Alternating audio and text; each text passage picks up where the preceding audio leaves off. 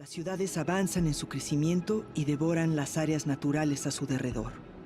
La ecología urbana no solo está creando nuevas propuestas para mejorar la calidad de vida, tanto de las áreas verdes como de los habitantes de las ciudades, sino que además se encarga del estudio y conservación de la biodiversidad dentro y fuera de las áreas urbanas. Lucha por lograr el equilibrio perdido, con la esperanza de que aún no sea demasiado tarde.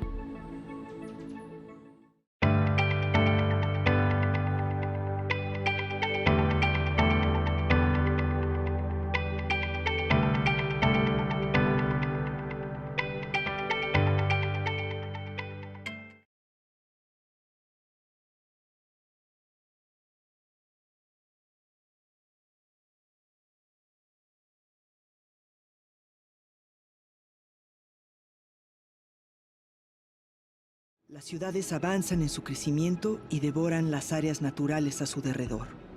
La ecología urbana no solo está creando nuevas propuestas para mejorar la calidad de vida, tanto de las áreas verdes como de los habitantes de las ciudades, sino que además se encarga del estudio y conservación de la biodiversidad dentro y fuera de las áreas urbanas. Lucha por lograr el equilibrio perdido, con la esperanza de que aún no sea demasiado tarde.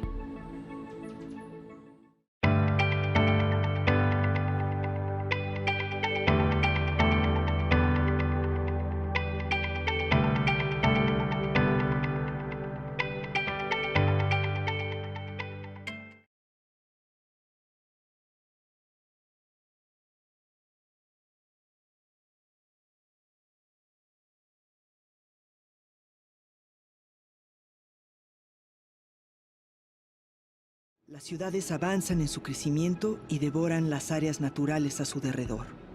La ecología urbana no solo está creando nuevas propuestas para mejorar la calidad de vida, tanto de las áreas verdes como de los habitantes de las ciudades, sino que además se encarga del estudio y conservación de la biodiversidad dentro y fuera de las áreas urbanas.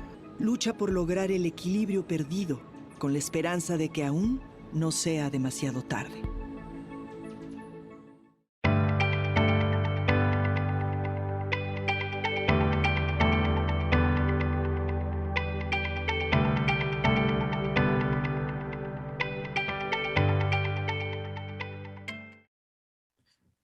Welcome to the Universities for Science seminar cycle organized by the UNAM Foundation and a group of universities and research centers in Mexico, the USA, UK, Spain, Brazil, and many other countries.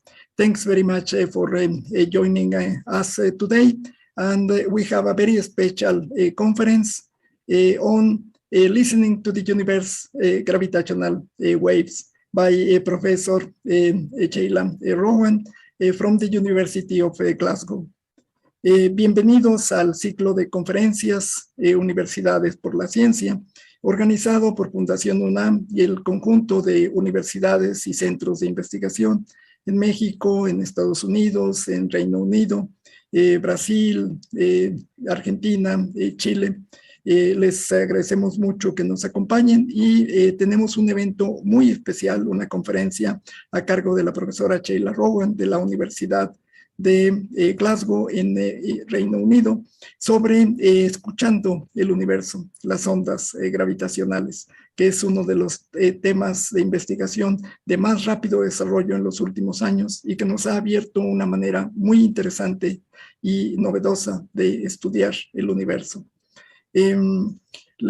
Nos acompañan en el presidium el presidente de Fundación UNAM, Dionisio Meade, la directora ejecutiva de Fundación UNAM, Araceli Rodríguez, la directora del Centro de Estudios Mexicanos en Reino Unido, Londres, UNAM, la doctora Ana Elena González, nuestra conferencista invitada, la profesora Sheila Rowan de la Universidad de Glasgow y la profesora Penélope Morris, que es profesora en cultura italiana y es la Dean of Global Engagement in the University of Glasgow. Les agradecemos muchísimo. Tenemos todo el apoyo del Centro de Estudios Mexicanos en Reino Unido. La profesora Sheila Rowan es extremadamente distinguida, tiene todas las mayores distinciones, es fellow de la Royal Society, ha recibido los premios más importantes en astronomía y en física, y estos incluyen recientemente el premio de Breakthrough, y es miembro de la Orden del Imperio Británico. Es realmente un privilegio enorme el tener aquí este día a la doctora Sheila Rowan. Thanks very much. Professor Sheila Rowan is a distinguished professor in the University of Glasgow.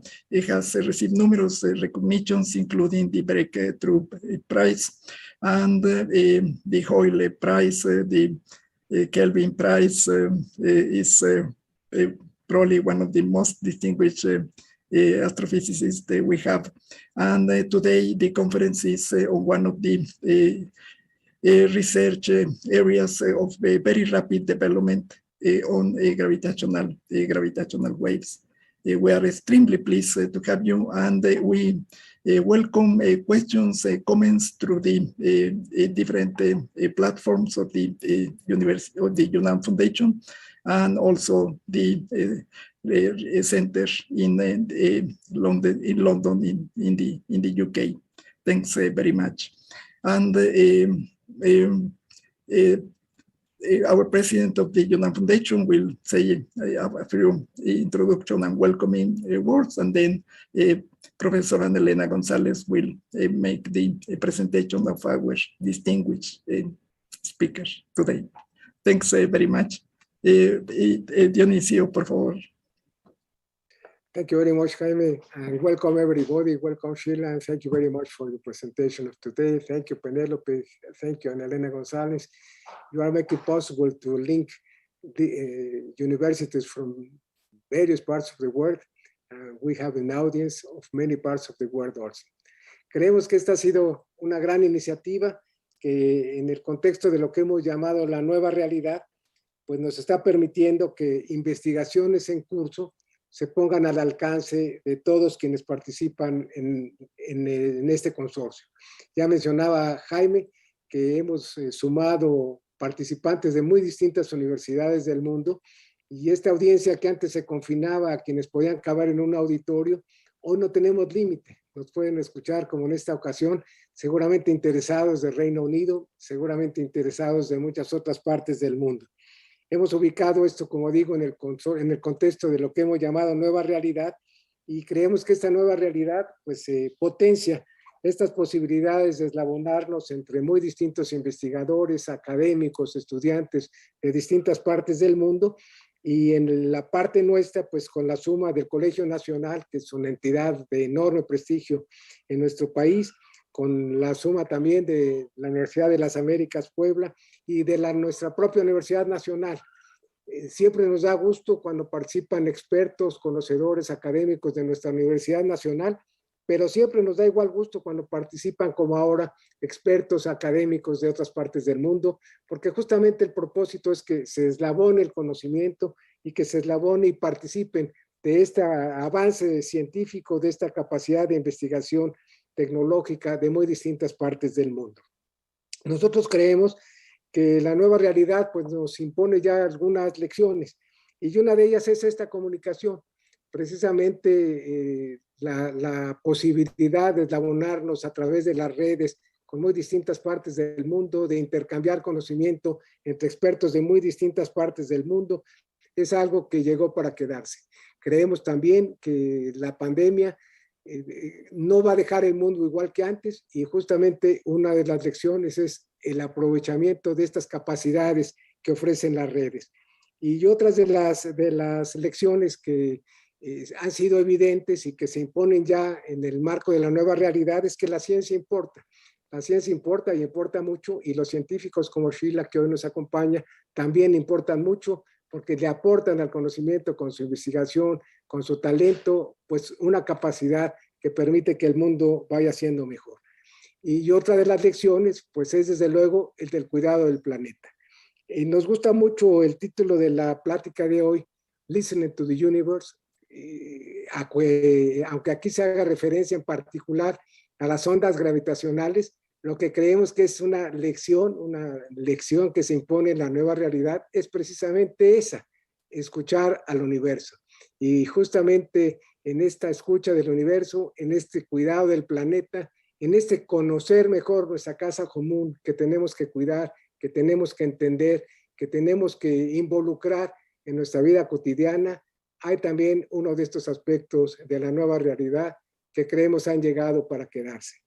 Nos motivan siempre estas pláticas porque creemos que entre quienes nos escuchan hay muchos jóvenes que están tratando de definir cuál va a ser su opción profesional, cuál va a ser su interés para estudios en el futuro, y creemos que estas pláticas pues abren este universo que, como el que hoy se nos presenta, detecta posibilidades de investigación, posibilidades de talento, posibilidades de dedicar el estudio y la vida profesional a este conocimiento.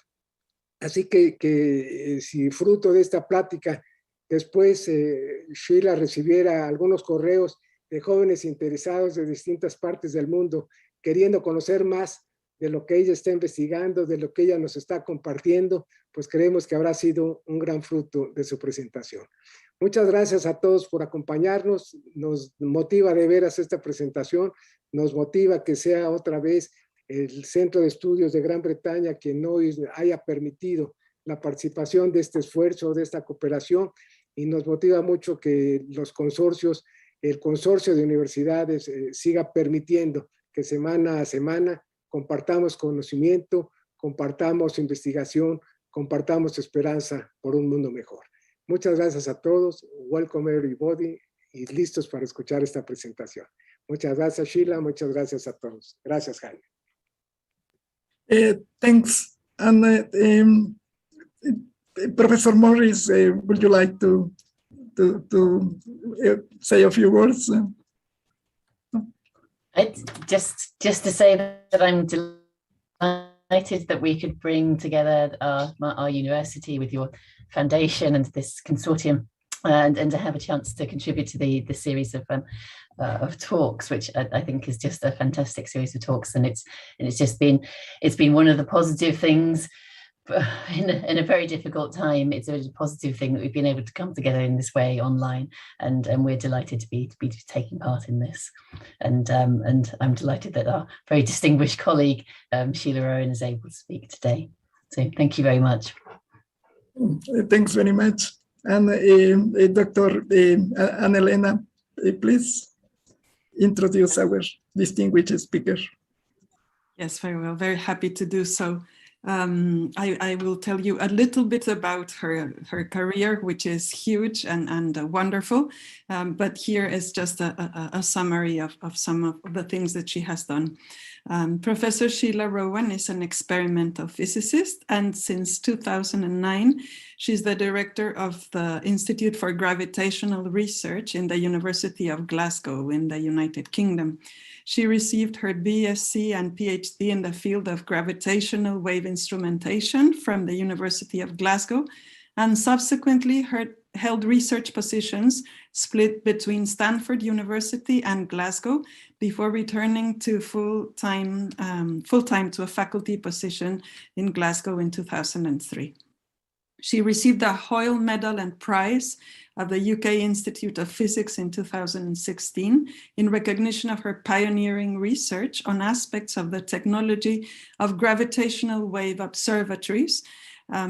She was made a CBE, a Commander of the British Empire, a very, very special honor in the United Kingdom, for services to science in the Queen's New Year's honors list this year, 2021. So, wow, yeah, congratulations for that as well. Between 2016 and 2021, she was seconded part-time to the post of Chief Scientific Advisor to the Scottish Government. And from October this month, 2021, she takes up the role of President of the UK Institute of Physics. It is a true honor to have you here, Sheila. Thank you very much for granting us this opportunity, and we are ready to hear you. Thank you you very much, and thank you to the UNAM Foundation for the opportunity to talk today. I'm absolutely delighted to do so, and I will share screen and start to tell you a little bit about the talk today. So hopefully you can see that. I'm going to talk about gravitational waves with a subheading of listening to the universe, because what I'm going to talk about is a very different way to study our universe and explore what's out there in the cosmos. And just to give you a preview of what's coming, I'll give you a bit of background as to what gravitational waves are, and how do we detect them, and why are we interested in studying them. Give you the status, the highlights, and bring you up to date with where we are in our studies from the global network of gravitational wave detectors, and then talk a bit about the future, again about the exciting science that's still to come. So it has been a terribly exciting time in the gravitational waves field, and some of you again will be aware that the Nobel Prize in Physics in 2017 went to the field, and in particular to my three colleagues whose cartoons are on the slide here, Ray Weiss, Barry Barish and Kip Thorne, for their decisive contributions to the LIGO detector, and we will talk about what that is, and the observation of gravitational waves. But underneath you can see a link to the citation from the Nobel Committee, which also said that LIGO, the Laser Interferometer Gravitational Wave Observatory, is a collaborative project, that it involves over 1,000 researchers from more than 20 countries. And it really was working together that was necessary to get us to the point that we are, and that really this has been an international collaborative effort. That's very true, and so please bear in mind as I go through the talk that I'm going to talk about the work of many people working together from many countries in what has been a truly global endeavour. So we're going to talk about gravitational waves. So we're going to talk obviously about gravitation. So I wanted to say a little bit about how we think about gravity. So for many, many years, again, and as physicists are taught as students, as undergraduate students, we had Newton's theory of gravity. And Newton's theory, when we think about gravity, tells us we think about gravity as an attractive force between two objects that causes the objects to be attracted together. And the size of that gravitational pull depends on the mass of the object and how far apart they are. And actually, Newton's theory works extremely well for many, many situations. And still, again, we would use the basis of Newton's theory when we need to do many calculations and understand how objects are moving under a gravitational a force or field. However, it has an uncomfortable feature, which is in Newton's theory, if we have two objects, the pull between them depends on how far apart they are. So if their distance, if their separation changes, the pull that each object feels from its partner object also changes. And in Newton's theory, it changes instantly. Now that means if one of those objects in our picture here was the Earth and the other object was a star, no matter how far away on the far side of the universe, and the separation of the Earth and the star changed, we would know instantly here on Earth, no matter how far away that other star was. And that feels uncomfortable that we could know instantly over a huge distance. And in fact, Einstein's theory of special relativity tells us that must be wrong, because special relativity tells us famously that no information can be transmitted faster than the speed of light. And that includes gravitational information. So actually, special relativity tells us there must be traveling gravitational signals in the universe. There must be gravitational radiation. It then took general relativity to actually express that in a mathematical form. We won't do the maths here, But fortunately, we can think about general relativity in a geometrical way, in a geometrical picture. So I want you to imagine our universe is empty. There's nothing in it. It's a flat, empty place. Think of it as the grid that you can see on the right of the screen here, but with no Earth there, just a flat, empty place. If we then come along and we add an object to our empty universe, here we've added a planet, the mass of that planet starts to curve the space around it. You can see the curve in our grid. Now you can imagine if we come along and we add a second mass, a second object to our universe, it will see the curve, try and roll down the curve. It will make its own dent in space. These two objects will try and roll together, move in that curved space. In other words, that curvature causes the objects to appear to be attracted together. So that curvature in general relativity, we think of as gravity. And mass curves the space around it. And that curvature, again, we think of as gravity, that tells other objects how to move. And that, in a nutshell, is how general relativity describes gravity, caused by masses curving the space around them. Now you can imagine if those objects move in the universe, that the curvature of space around them changes. So here, if we have two stars somewhere in the universe and they're orbiting round one another, as they move, as they change their position, they're changing the curvature of space around them. They're doing so in a fashion that then ripples out through space. And those ripples, those changes in the curvature of space-time are what we call gravitational waves, traveling gravitational signals through space and time. So those are our gravitational waves.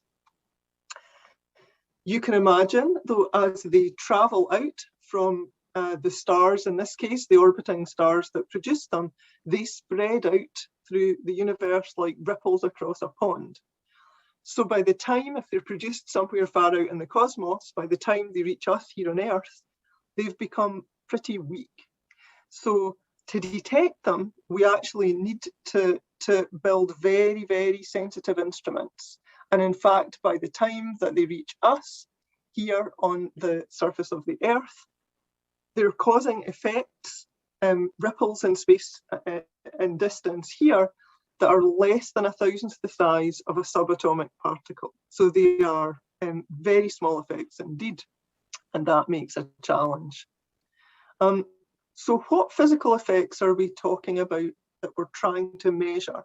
So these gravitational waves, these ripples in gravity have been produced far out in the cosmos. They've traveled through space. They've arrived here on the surface of the Earth. Well, if you imagine those gravitational waves here are traveling in a direction that goes into the screen, general relativity predicts they will have a very characteristic effect, that they will actually stretch distances in one direction and simultaneously squash distances in another direction. So if you imagine we've drawn a ring of dots here on the screen, the squashing and stretching of that ring for a gravitational wave that's traveling into the screen is the effect that's predicted by general relativity.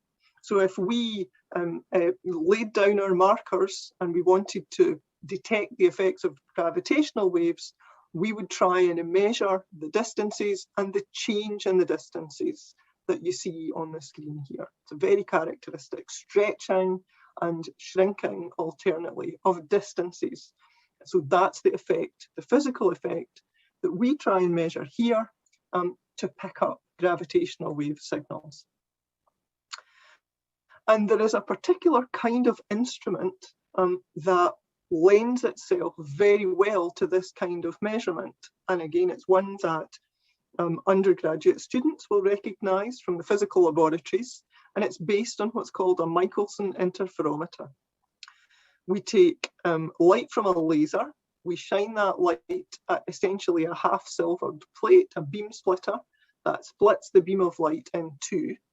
That beam of light travels along an arm here, bounces off a mirror and goes back to the beam splitter here. The same happens in another direction. And you can imagine as a gravitational wave passes through our instrument, it stretches one arm of the instrument out and simultaneously shortens the other arm of the instrument. And as the wave passes through, again, this happens cyclically. So the arms here, the distances that light travel are stretched in one direction, squashed in another, and then this alternates back and forward. And we'll see in the next animation, again, what effect that has on the light. Again, these two light waves that go out. So this light wave you can think of as traveling a distance. Gravitational wave passes through, it travels a longer distance before the light wave goes back and recombines with light from the other arm. If the distances are such, say if there's no gravitational wave, that the light comes back with two peaks in the light wave, they will add up to give us a bright spot. If, on the other hand, a gravitational wave has stretched one arm and squashed the other, so that one light wave comes back as a peak and the other comes back as a trough, just like water waves, the peak and the trough will cancel out and we'll see a dark spot. So by detecting the brightness of the light at the output of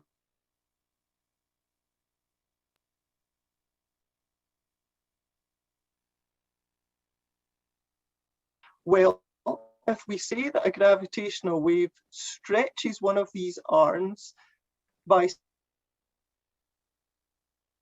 some smaller delta L, where the original length of the arm is some amount L, we can characterize the strength, the size of the gravitational wave by noting how much a mirror has moved. Here, 2 delta L, factor of 2 is just by definition, over the length, the original length of the arm. And we can calculate from general relativity the size that we kind of expect that to be. And it's about 10 to the minus 22. Again, we'll talk about what that means in a moment. If then we build a 1 meter length arm instrument, so we just build it on a tabletop, our light travels only a meter, and we put that into our equation here for a 1 meter arm interferometer, it means that we're trying to measure, in that case, motions of one of these mirrors of about 10 to the minus 22 of a meter. And that's a tiny, tiny, tiny amount, a fraction of the size of a subatomic particle. So it's very, very small. But if we look at the way these instruments work, if we make the length of this arm bigger, if we build bigger detectors, that enhances the signal we're trying to pick up. Our mirror moves then more in response to a gravitational wave. And that's the reason why these are not tabletop devices. We build very large observatories to enhance the signal that we're trying to pick up.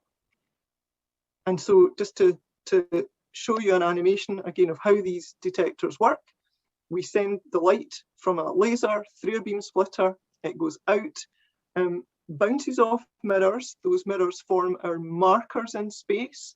It's the position of those mirrors that we're trying to detect. A gravitational wave passing by will stretch one of those distances so that mirror appears to move out. The mirror at right angles will appear to move in, and so changing the path that the light in each arm follows, so that when we look at the output of the instrument, we will see changes in the brightness of the spot there. So that's the physical basis of the observatories that we build to pick up gravitational waves. What sort of things might produce gravitational waves that are big enough for us to detect? Those sorts of things are indeed astronomical objects. They have to be massive objects to produce large enough signals. And the densest things we can think of are black holes. Black holes are essentially the end points of stars. once the stars that we see up there in the heavens have burned through their fuel, they have no more fuel to burn because they've been burning, essentially fusing atoms in their center to produce heat to balance the gravity that is trying to cause the stars to collapse. Once there's no more fuel to burn, the core of the star collapses in, the outside blows off, and the core of the star can collapse into a region of space where gravity is so strong that nothing can escape, not even light. The end point of that we call a black hole. So our animation here, which I'll run again for you, shows two black holes that have got caught somewhere far out in the cosmos. They're spiraling around one another. The colours here represent the dents in space-time, again caused by the black holes that gravitational waves will have produced.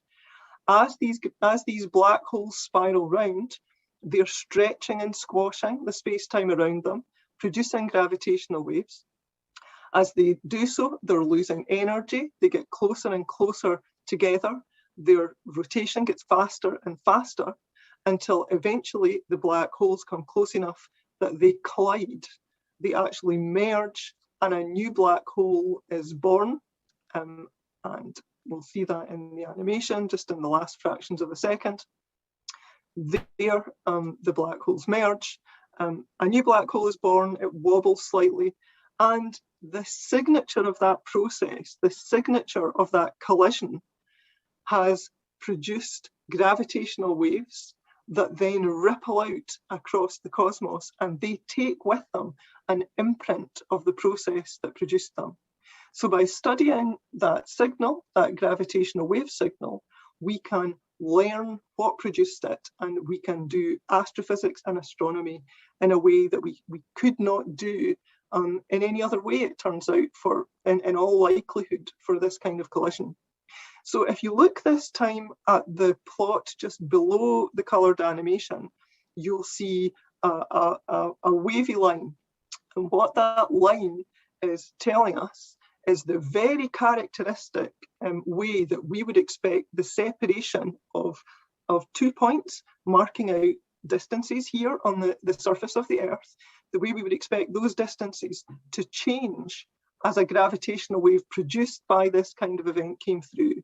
So you can see as the black holes spiraled round, our mirrors here on the surface of the Earth would start to wobble, they would start to move, they would vibrate faster and faster, corresponding to the black holes getting closer and closer together. The size of that signal would get bigger and it would peak when the black holes collided. So it's a very characteristic shape.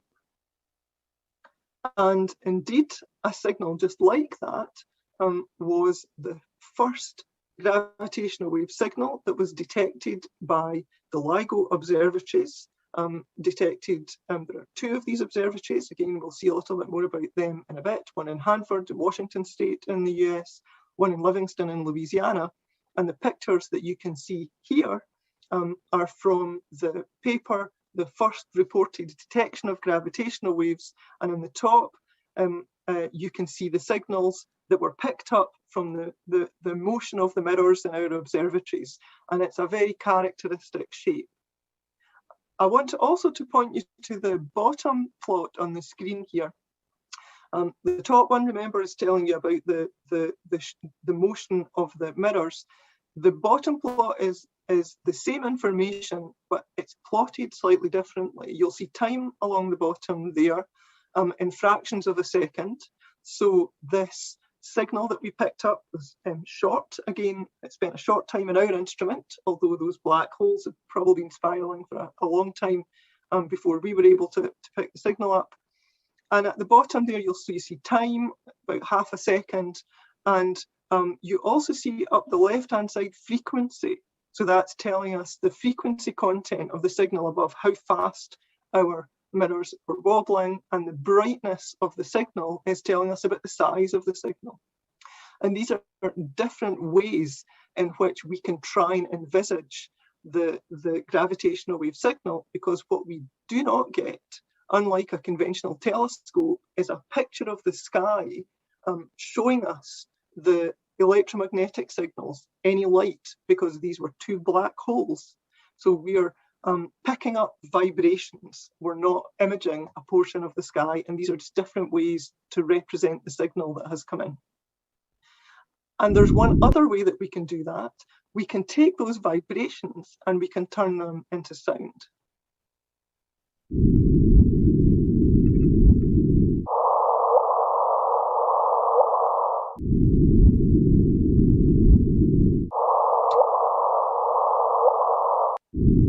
So I hope you're able to hear that. You'll see this plot again, as from the previous one. We've got time along the bottom and frequency up the side. And so you can see the gravitational wave signal from the two observatories appearing there. And what you could hear a sort of background hiss to start with. And then you should have been able to hear a whoop, whoop, and that chirp, as we call it, in this case is the sound of two black holes colliding. Now it's been sped up in frequency a bit to make it easier for the ear to hear, because it's just a little bit too low in frequency to hear easily on its own. But that's the vibrations of our observatory mirrors turned into sound. We're hearing these black holes in some way collide. And that sound, that shape, has in it a whole wealth of scientific information.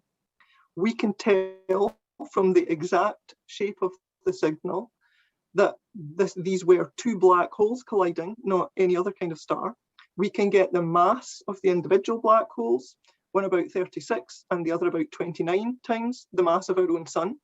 We can tell when they collided, they formed a black hole that was about just over 360 kilometers across, but had a mass of about 20 million Earths within that size.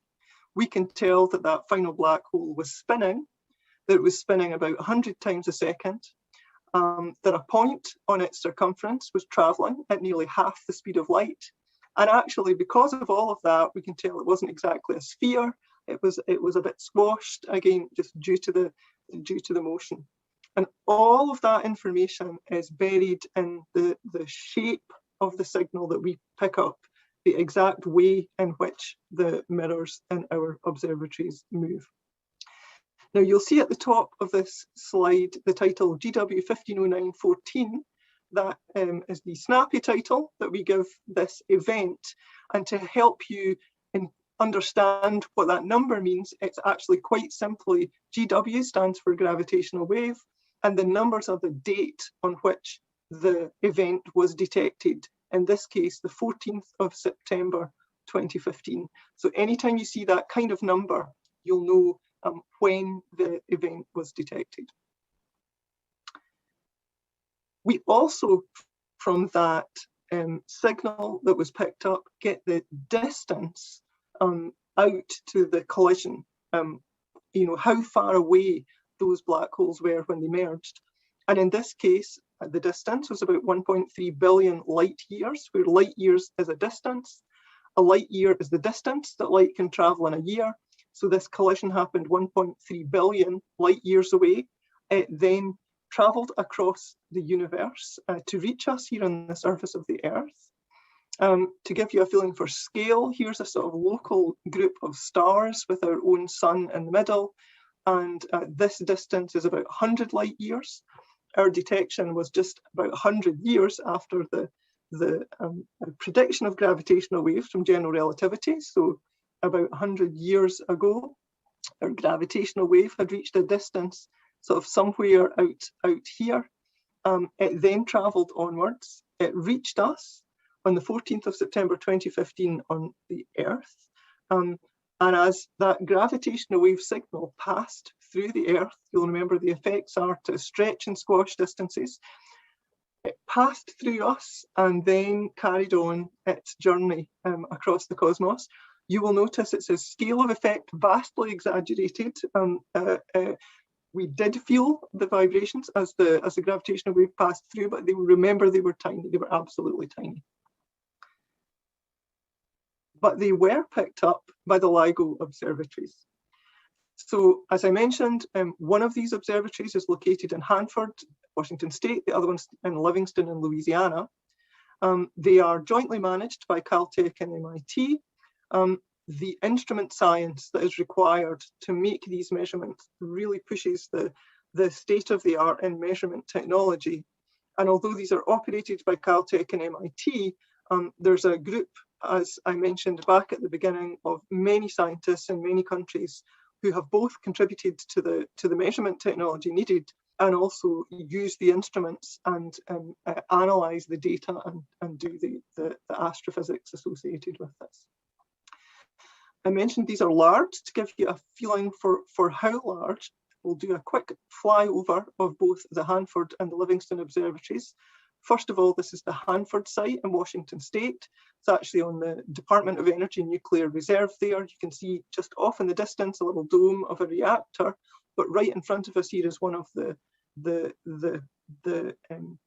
pipes through which the laser beams are fired in the building you can see in the middle there. It's about the size of a large supermarket that has the beam splitter, the laser, offices, central buildings. And then you can see the characteristic L shape of the observatory with the other arm going off for 4 kilometers. These arms are 4 kilometers long. This is the other site in Livingston. You can see an almost identical observatory, but on a very different site out near Louisiana with these, not a desert this time, but this time with these beautiful pools of water up the arms of the instruments. I have been showing you stick diagrams of what was inside these observatories, simplified descriptions of an interferometer. Of course, to make these kinds of measurements, we're measuring tiny, tiny mirror motions. The instrumentation itself is very complicated, so reality goes in the direction of more complication with very sophisticated systems to have highly stable lasers, carefully isolated optics, control systems to make sure the mirrors are pointed in the right direction. So I won't talk about that in detail today. There's a lot of interesting science there. I will just take the opportunity to mention the contribution that my institute in Glasgow made to that instrumentation, which was around the isolation of those mirrors. Remember, we want to measure the motion of the mirrors at the ends of those arms that's caused by gravitational waves, but many other things can try and cause those mirrors to shake and shake much more than the gravitational waves would cause them to do so.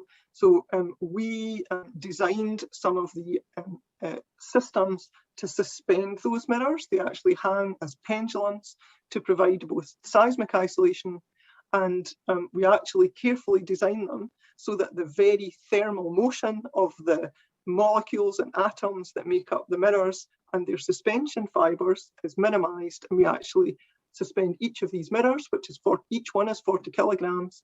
It's hung on 4 fibers, which are themselves made of glass, of very pure fused silica, to minimize that thermal vibration of the mirrors themselves.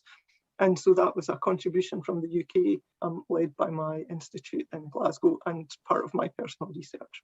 But there are many other examples from many other groups globally of instrumentation that they contributed. So the LIGO observatories are actually part of a global network of gravitational wave detectors. Hanford and Livingston, but there's also a detector operating in Europe, or 2 in Europe, but a 3 kilometer long instrument, the Advanced Virgo instrument. There's another smaller detector in Europe, again, in which my group is a partner, the Geo 600 instrument in Germany, which is smaller, but pioneered some of the technologies used in the larger detectors. There will be, in 2027 plus timescale, another advanced LIGO-like instrument in India, and there's also a detector in Japan, the Kagure detector. And there are good reasons why we want to have a network of these detectors around the globe. Because as I mentioned earlier, these observatories are not like telescopes that we point to look at a portion of the sky. Instead, they actually have some sensitivity to signals coming from anywhere in the sky, anywhere in the cosmos, which in some ways is helpful, but in other ways, it makes it hard to know where our source was, which direction a gravitational wave has come from. And to do that, we use timing. We time when a gravitational wave signal arrives at one observatory and then when it arrives at the other observatories. And then we work backwards, we triangulate to where the signal must have come from. So crudely, if a signal has come from the southern hemisphere, you would expect it to arrive in Livingston before Hanford. And the more observatories we have, the more accurately we can pinpoint where in the sky a signal will have come from. So it's scientifically important to have a network. Now, those observatories, I talked about the first detection that was made by the LIGO observatories back in 2015. And there was an observing run, a short observing run in which there were a couple of signals detected that we call O1. In O2, the second observing run, the LIGO observatories were joined by the Virgo observatory just for a short period, but actually one that turned out to be highly, highly productive in the second observing run. In that case, we detected not only more black holes colliding, but a different kind of collision. This time, the collision of two neutron stars. So a neutron star is another end state for the collapse of a star, but this time the collision of the core stops before it gets to form a black hole, and instead forms another kind of star called a neutron star, itself a very dense and exotic object. So you now know the code, GW170817, 17th of August 2017. A signal was picked up, and from its shape, we could tell it was not two black holes. It instead was in all likelihood two neutron stars colliding. And because the advanced Virgo observatory was also running, we were able to pinpoint to about 28 square degrees a portion of the sky where we believed that collision had happened. And this time, because they were not black holes colliding, but neutron stars of real matter, not only were gravitational waves produced, but other kinds of signals. This time signals you could pick up with telescopes. And indeed, you'll now recognize there's the trail of frequency and time. There's our gravitational wave signal. At this point in time, 0, the neutron stars collide. And about 1.7 seconds after that, you'll see a peak in these traces, and these traces are telling us this time about gamma rays being picked up by a satellite with a gamma ray telescope, and coming from, again, a region of the sky that was consistent with our gravitational wave signals. So this time, when those neutron stars smashed into one another, they in fact not only produced gamma rays, they produced light of many, many different wavelengths across the electromagnetic spectrum.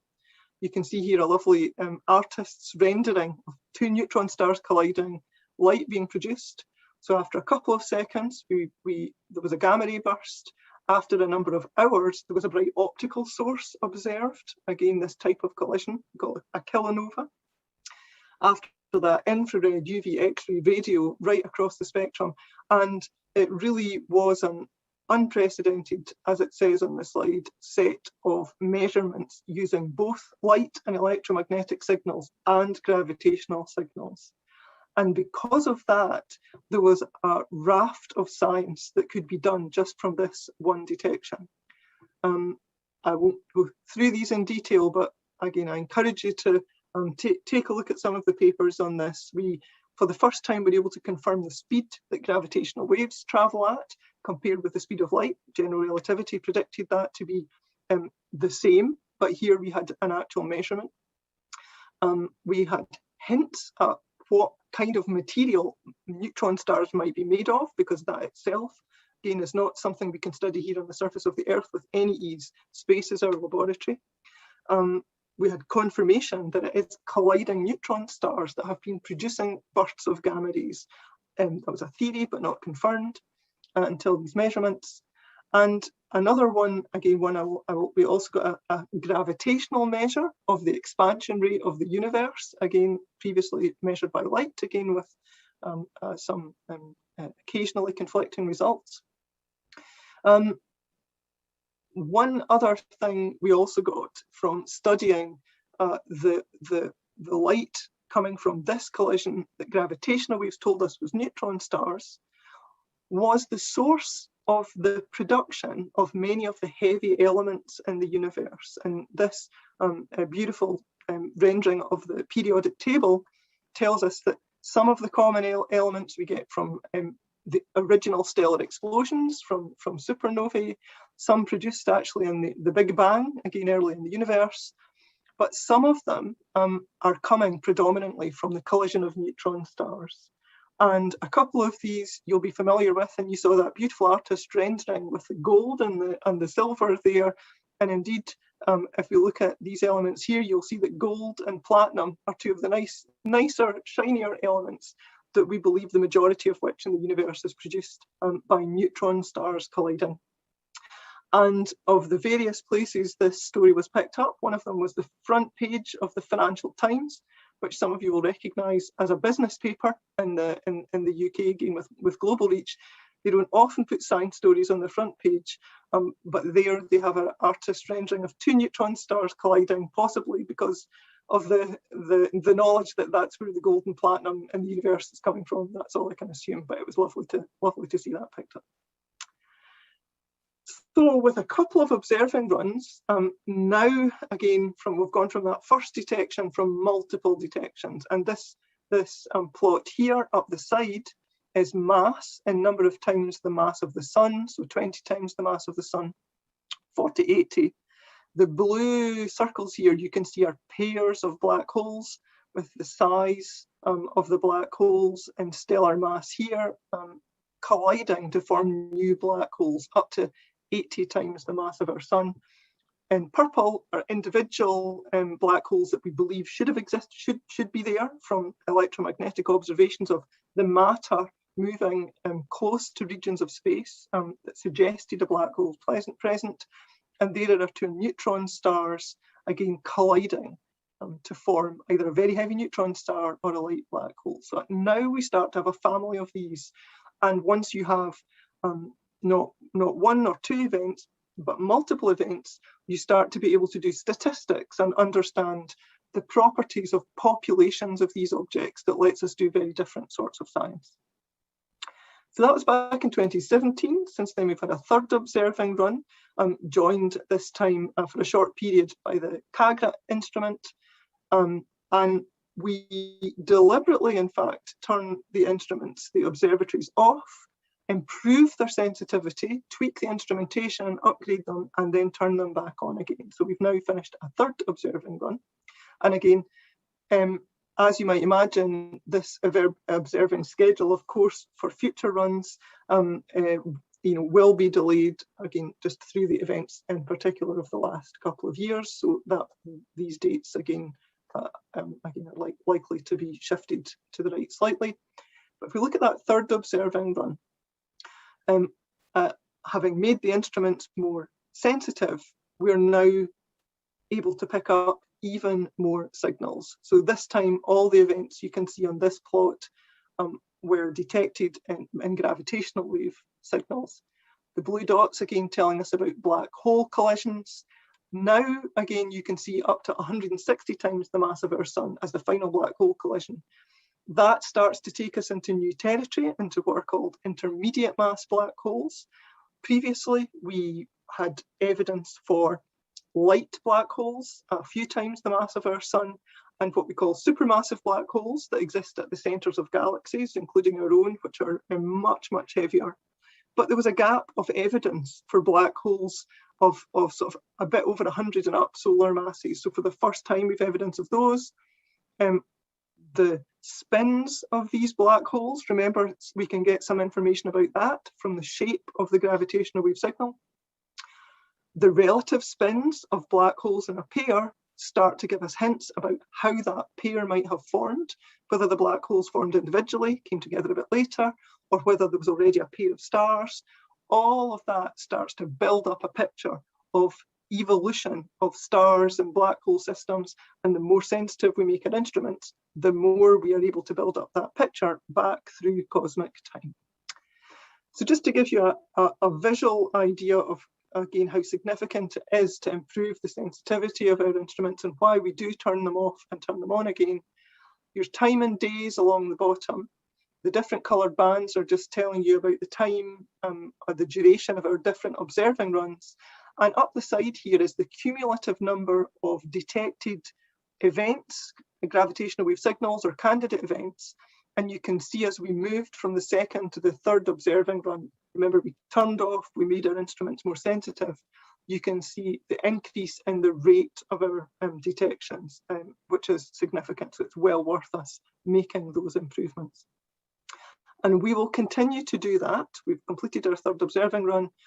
We're currently well advanced in the work and planning to make the detectors even more sensitive. And I won't say much more about that other than to say that's well underway, and sort of more upgrades to the technology will go in over the next couple of years to make our instruments more sensitive still.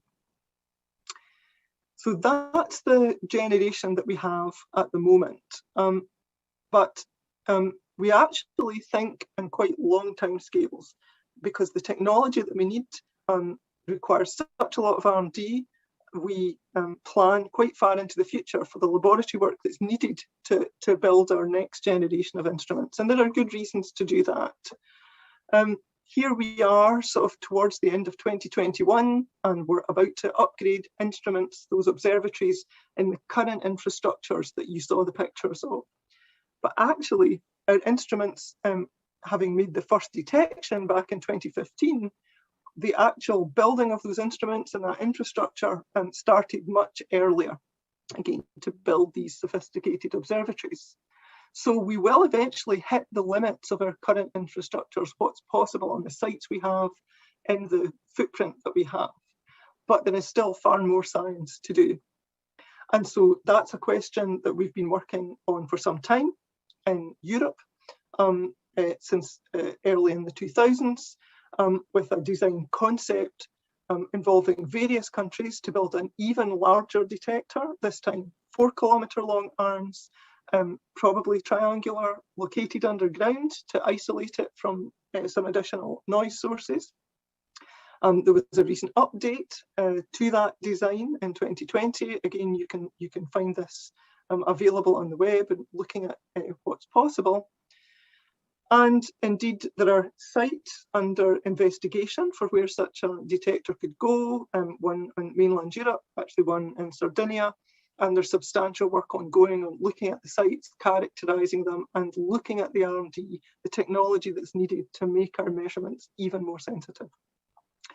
In the US, there's a parallel effort with a lot of activity more recently, with a design study for an instrument, a third of what we call a third generation instrument in the US just completed, larger still this time, 40-kilometre long arms that would probably go above ground.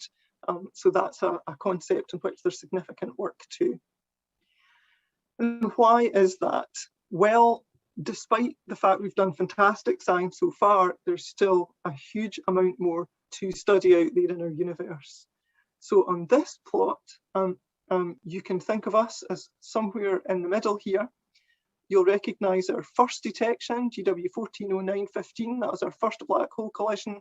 A bit closer in were our two neutron stars that collided. And as we move out from the centre of this plot, we're thinking about looking further out, further back in the history of our universe. Every little white dot here is a sort of black hole collision, 30 solar mass black hole collision, say. And the yellow dots are neutron stars colliding. And we believe that as we go out, there are many, many more of these that we would expect to detect. And if we can build instruments that are sensitive enough, in fact, like the ones I talked about, like the Einstein telescope or Cosmic Explorer, we can make them sensitive enough to essentially detect every stellar mass black hole collision that ever happens in the universe, no black hole left behind. So compared to what we can do now, truly transformative technology. And that's just one area. We've talked about studying what neutron stars are made of, what is the material inside these dense stellar objects. When stars collapse, typically at the moment, what we see is the outside of stars. We see a supernovae, a bright object in the sky, but the gravitational wave signals should tell us about what's happening at the core of the star, which we really otherwise really can't see. Do precision cosmology, understand the limits to general relativity and extreme gravity. These are all targets for our future work. So once we get to the late 2030s, not only our current network would we like to have there, but the Einstein telescope in Europe, Cosmic Explorer in the US. Perhaps, again, we are indeed lacking a detector in the Southern Hemisphere. So it would be nice to think that we might have one there too. And I've only talked about sources that we can detect on the ground. There's also a plan to fly a space-based gravitational wave detector, LISA, around 2034, to detect things like gravitational waves from the supermassive black holes in the centers of galaxies colliding. So much more exciting things to do.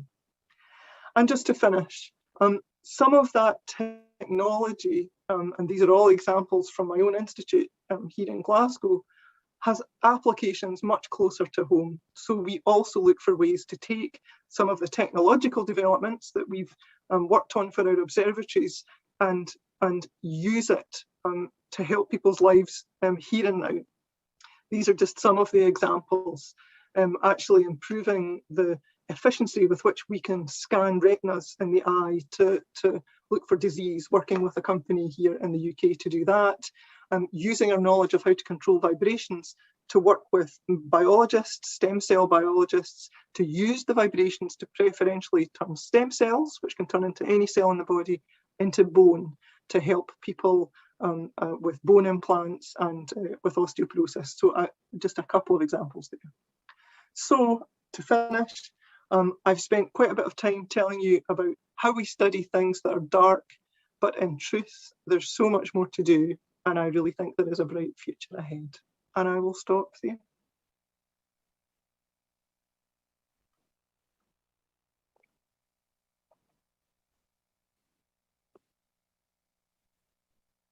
Thank you very much for this wonderful presentation, Sheila. It is quite mind-blowing even to envisage the possibilities that you have reached in this field. And there are, well, many congratulations on the different social networks, as well as lots of questions. Well, they say very interesting studies.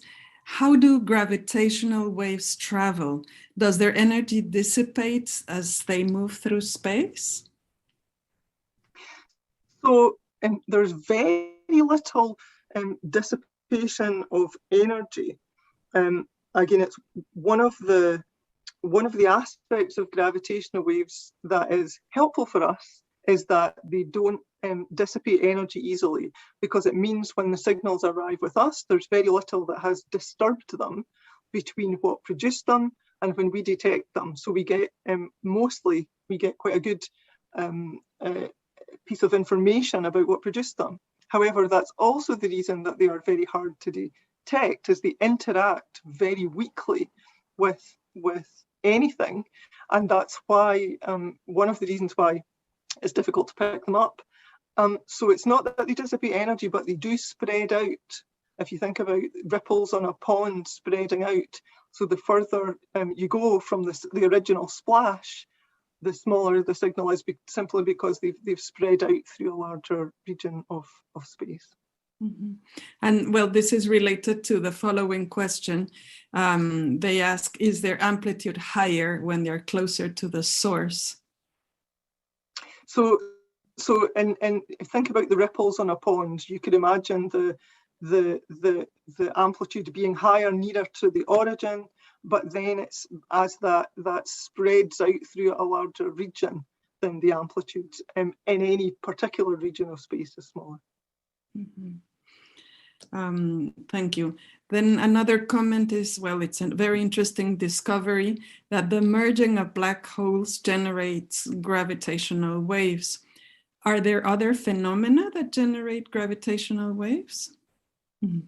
So yes, and indeed any distortion of mass that is asymmetric produces gravitational waves. So in fact, we're all producing gravitation. As I wave my hands, I'm making gravitational waves, but they're just so small that we can't pick them up. It needs dense, massive objects. Now, fortunately, black holes are one example of those in the universe, but there are plenty of others. Obviously, colliding neutron stars is one. We've also detected signals from black holes eating neutron stars. So a neutron star black hole collision where the black holes have swallowed neutron stars. Supernovae should produce gravitational waves as long as the collapse of the star is not perfectly symmetric. And that's a very difficult thing to produce. There's quite a lot of modeling done to try and model how stars collapse, but it's really quite difficult to do. But we would expect that at some level, supernovae, when the core collapses and a black hole is born, or a neutron star is formed, would produce gravitational waves. And that is a very exciting target for our observatories because for the reasons I mentioned earlier, typically when we see a supernovae, we see the bright light from the outside of the event, and then we have to try and deduce what was happening inside the star. But the gravitational signals are not masked by the light, so we should get the signature of actually what's happening inside the core collapsing, how the material is moving and changing. So that's an exciting target for us. We also expect gravitational wave signals from events in the early universe. And that's it's a long-term goal because the predictions for the signals are quite small, but it is a very exciting one because the gravitational wave signals are potentially produced from earlier in the universe than the electromagnetic signals that we can detect. So it gets us closer to or earlier in the life of our universe than any other way we can think of currently. So that's another target.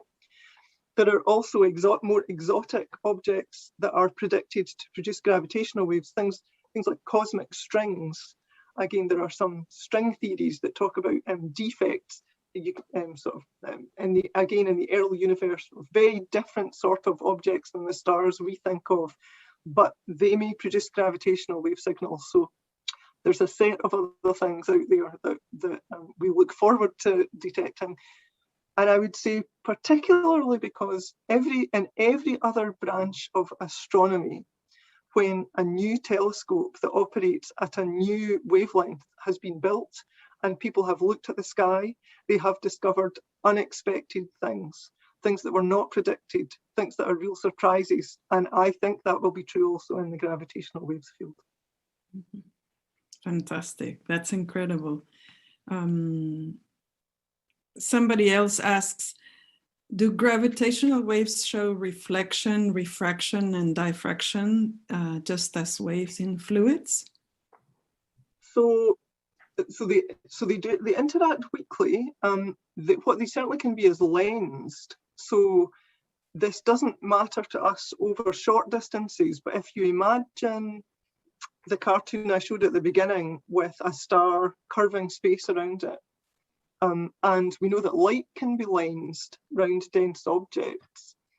Gravitational waves can also be lensed over the distances I've talked about here. That's not a big effect, but once we start to talk about cosmological distances, gravitational waves potentially could be lensed.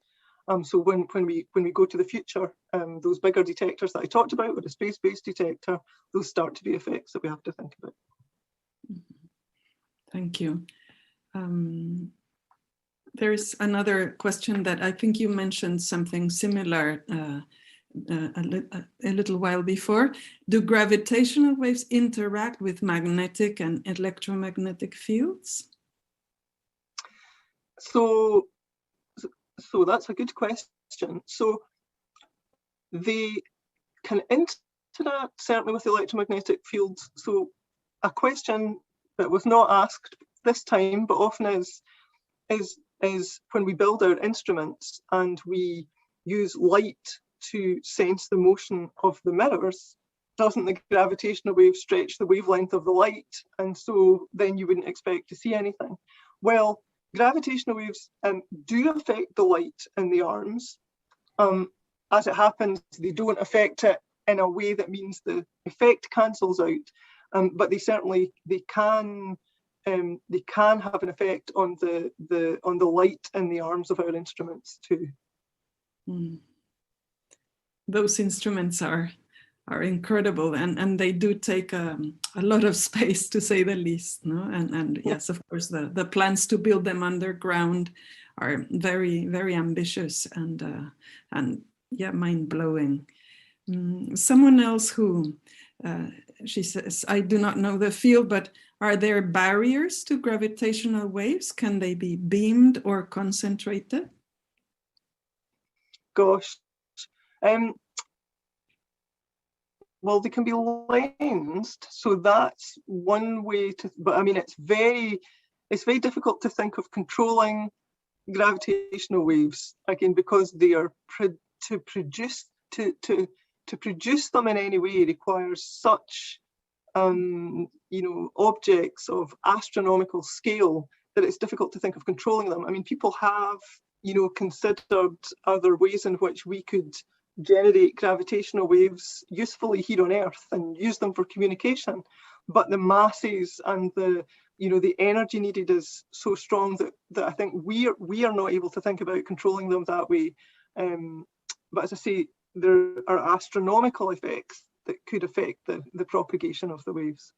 Mm-hmm. Excellent. Well, also a comment about a very interesting technological spin-offs. People that question basic science do not realize the benefits and technological innovation. So perhaps you can explain a little more about the spin-offs that are expected. I'd be happy to do that. And I think, and I've spent time both as a researcher working in this, which is perceived to be a very pure field of doing astronomy, and also as a scientist advising government on, how science can really support society and be useful to us now. And I always think you need to do both. You need to do the kinds of curiosity-based science that often is trying to answer fundamental questions about our universe, because you do not know where it will lead. So I'll talk about that in two ways, one of which is the things that I mentioned today. So for instance, the stem cell research, again, one of my colleagues originally from Glasgow, he's now at the University of Strathclyde, is working with cell biologists in Glasgow. What they are doing, and they have some clinical trials actually underway, is controlling vibrations that literally shake stem cells, and they can preferentially make them turn into bone cells, so they can grow bone at an accelerated rate. And they have support to look at the possibilities of growing bone to help people, for instance, who've been injured in landmines, who need prostheses, and sometimes it needs a bit more bone to make the prosthesis possible. They're also doing, again, non-invasive trials looking at vibrations of people who have osteoporosis, so are lacking bone density, to see if the bone density can be improved by, again, encouraging further bone growth. So that's one of the areas where the understanding of technology is helping in a completely different field. The retinal scans, again, there's a company, Optos, who were founded in Scotland. I think they were bought by Nikon some time ago, and they make machines that scan the retina of the eye to look for disease. It turns out some of the ways in which you calibrate the instrument actually quite simply know whether you're looking at a left eye or a right eye, or previously quite a manual process. But some of the data analysis researchers, again working in my group, have applied machine learning techniques to speed up and automate that process in the machines, that means thousands of extra patients a day can be receive diagnosis. And so that's again a big speed up. And then I'll give one more example, and that I talked about the suspensions that we have worked on for the mirrors. Well, one of my colleagues who works in that area, Giles Hammond, has been working with the engineers in Glasgow and realised that there's a way to make miniature gravity sensors, this time not for astrophysical gravitational waves, but local measurements of gravity, where you want to understand what's underground. So they at the moment have built some sensors which are small and sensitive, which is hard to do. And they are currently on field trials on Mount Etna to try and monitor the flow of magma near a volcano, again, to help with geophysics and volcanic production. So those are some of the spin-offs. I'll give you, I think the ultimate example is Einstein's theory of general relativity itself. So Einstein was just trying to understand our universe, but we take it for granted that we use GPS to find our location, which would not work without the relativistic corrections. It's a huge, huge multi-billion-dollar industry that wouldn't work without the theory of relativity. Incredible, wonderful, thank you. I wonder if Jaime or Dionisio would like to comment something. Well, thanks. Congratulations to our invited speaker, Professor Rowan. It has been extremely interesting and generated a lot of comments and congratulations from different parts. So we're very happy. And it's amazing the technological breakthroughs to have this capacity to measure and detect gravitational waves. And the new developments underway will produce, I think, even more surprises. So we are extremely interested in listening to your conference, and hope we can have more students interested in this, in astrophysics, in physics, and studying the universe. And here in the UNAM Foundation, we look forward to promote and support our students. Hope we can have more students in the UK universities. And we are look forward to keep the contact and the collaboration with you and your group and the University of Glasgow. At the beginning, we mentioned that we have many Mexican students in UK universities, and this is, I think, well, something that will produce even more interesting results. We have the UNAM Center coordinated by Professor Anna-Lena. So that's a very good start point for new students to go to the UK. And we are also extremely interested in, at the end of your conference, you mentioned the new developments, and I think they are opening amazing new research lines and open new questions, which is always interesting to see. As we have some answers or even partial answers, the most interesting is the new questions arising from the research. So thanks very much indeed, a real pleasure.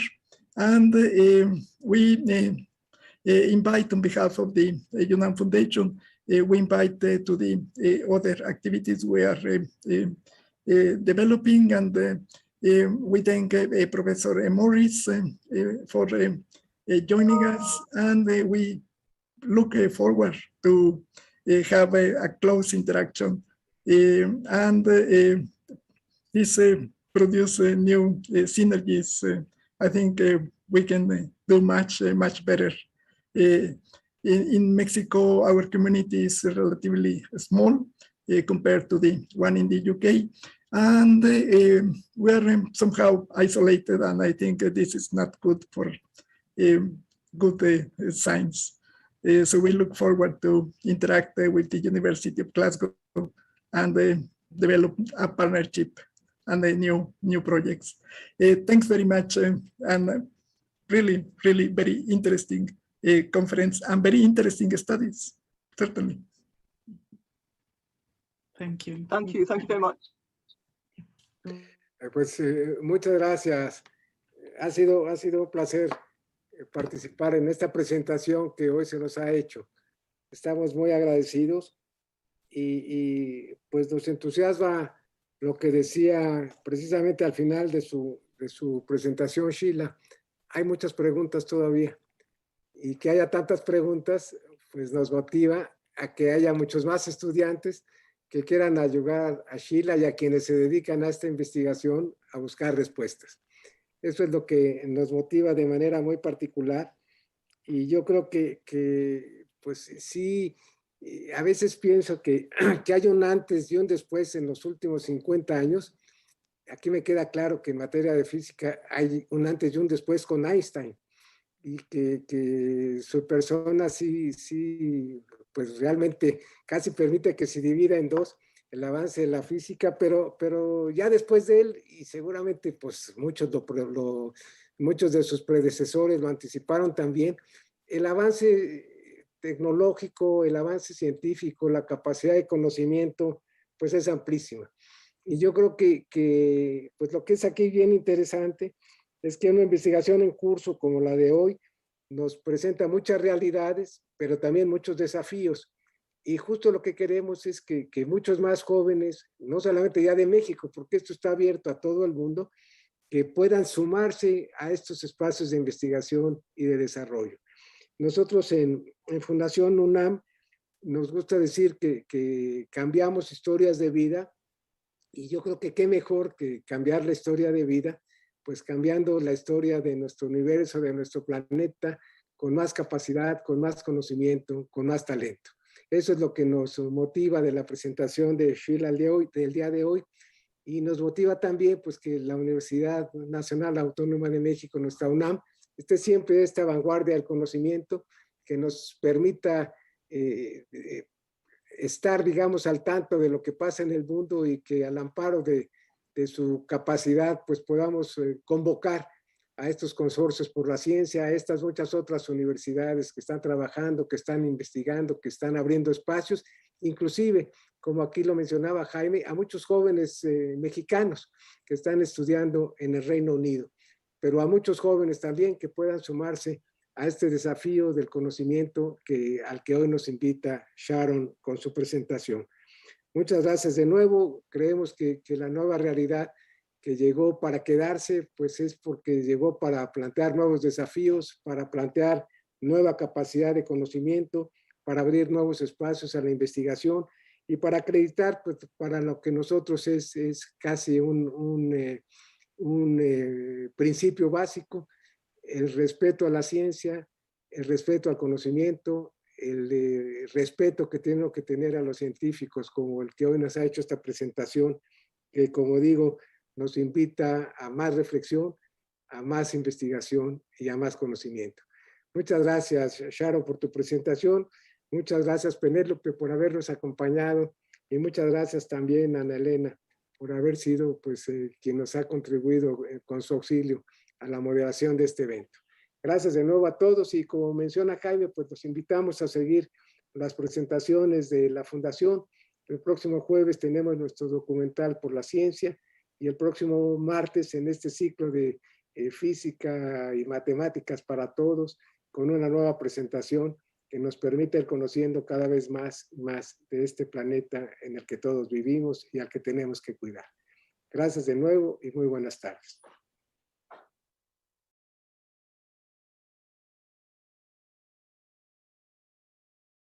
Las ciudades avanzan en su crecimiento y devoran las áreas naturales a su derredor. La ecología urbana no solo está creando nuevas propuestas para mejorar la calidad de vida, tanto de las áreas verdes como de los habitantes de las ciudades, sino que además se encarga del estudio y conservación de la biodiversidad dentro y fuera de las áreas urbanas. Lucha por lograr el equilibrio perdido, con la esperanza de que aún no sea demasiado tarde. Las ciudades avanzan en su crecimiento y devoran las áreas naturales a su derredor. La ecología urbana no solo está creando nuevas propuestas para mejorar la calidad de vida, tanto de las áreas verdes como de los habitantes de las ciudades, sino que además se encarga del estudio y conservación de la biodiversidad dentro y fuera de las áreas urbanas. Lucha por lograr el equilibrio perdido, con la esperanza de que aún no sea demasiado tarde.